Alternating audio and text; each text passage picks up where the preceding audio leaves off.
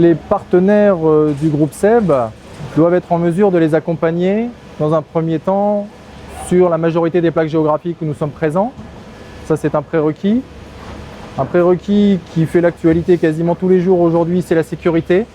Donc ça, c'est des choses sur lesquelles on met énormément l'accent pour que toutes les solutions digitales notamment soient sécurisées et qu'elles puissent ne pas venir mettre en danger le reste de l'outil de production. Et ensuite, on va avoir un mix entre des grands groupes établis avec lesquels on a des partenariats de long terme souvent, afin de développer des solutions stables et structurantes pour nos activités. On va avoir aussi un travail avec tout un écosystème de start-up qui sont sur des modes agiles de développement, avec lesquels on va co-construire des solutions, on va innover avec eux. Et ça, c'est vraiment dans l'ADN du groupe depuis 150 ans, d'être innovant, que ce soit sur la partie produit, mais c'est aussi sur la partie industrielle. Et c'est ce que nous apportent nos partenaires. Et enfin, on a aussi un certain nombre de sujets que l'on traite en interne, notamment autour de la data, qui est un véritable asset aujourd'hui, que l'on veut garder, dont on veut garder le contrôle en interne, afin de servir mieux nos clients et nos consommateurs demain par cette analyse de la donnée.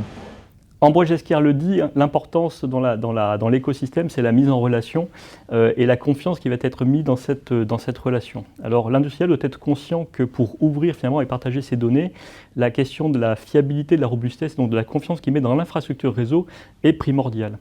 On peut regarder en plus le sujet sous plusieurs angles différents, puisque aujourd'hui une usine, on en parlait tout à l'heure, donc connecter les machines et faire remonter des informations dans des KPI, des cockpits 360, ça nécessite déjà de relier au sein de l'entreprise deux réseaux, celui des opérations, le réseau OT, celui de l'IT.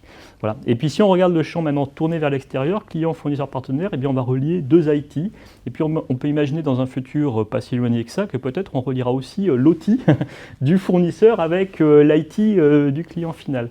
Donc la place, vous voyez, elle est vraiment centrale sur la sécurité, la fiabilité. Alors les tiers qu'il faut imaginer, moi je parle finalement de tiers de confiance, puisque la relation qui doit être instanciée, elle est à la fois technique, mais elle est également, j'allais dire, construite pour durer dans le temps, puisque sur ce type d'infrastructure-là et d'architecture, on ne peut pas changer de paradigme en permanence.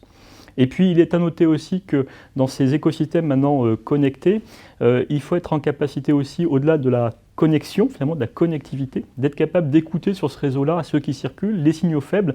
Et là, je fais le lien avec la cybersécurité, puisque un signal faible qui arrive parce qu'il y a une petite animation d'une tentative, d'une intrusion quelque part ou d'un comportement déviant sur une machine, il va falloir tout de suite la stopper, l'interrompre et puis propager finalement le patch correctif partout.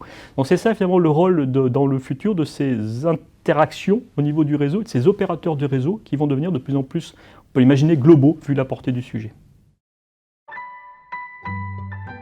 Orange Business Services.